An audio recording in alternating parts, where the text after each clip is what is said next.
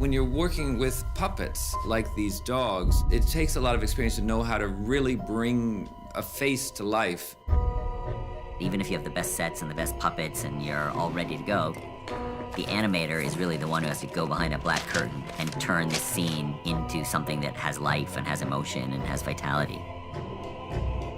We're trying to get a performance out of these lumps of metal and rubber and silicone. They're inanimate objects, but we have to bring life to them.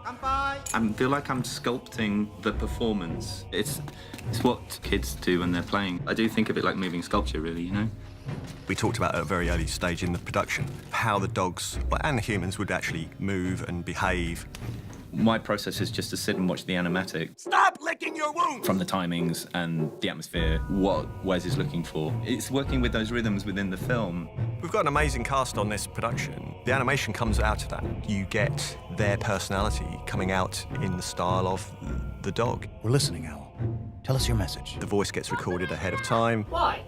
What? Gets broken down phonetically. 通常の無線設備で通信ができたということで、こうしたパラパラ。The actual human characters, they've got a replacement face system. All of the faces were handmade, hand sculpted. It takes up a lot of people's skill and craft, but that's exactly what I think Wes wants to see, and I think it does give it a life to it that isn't present in some other stop frame animated films. The dogs themselves are lip sync. No, you can't ride the pagoda slide. We physically can open their mouths, Who told you that dirty lie? make their eyes bigger, or they can snarl. We basically had a database of dog action. So the animators could have something to base their animation on. The way they walk can give personality to a character. That's always one of the hardest things to do in animation is a walk.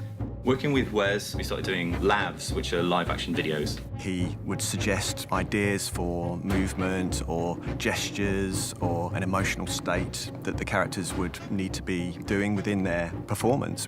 And that's where the animatic and the LAV all come together, like a little route map for where the animators need to go. I bite. It's a struggle just to pull something out of your imagination. So I started filming myself. I saw my animation just became so much better. Just all the subtleties that you put in. The animators do get cast according to their strengths. You know, some animators are great at getting the nuances of something really, really subtle and getting emotional. I can hear you. Other animators are much better at action animation, jumping and running and that kind of thing.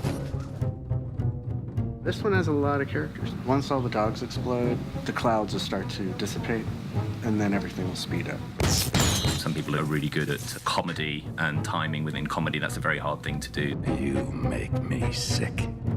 I've heard people laughing at their own shots because they're animating, and as they go, they just start laughing at what they're seeing, being born as they're doing it. Sometimes you don't even really know how it's going from their minds through their hands into your movie.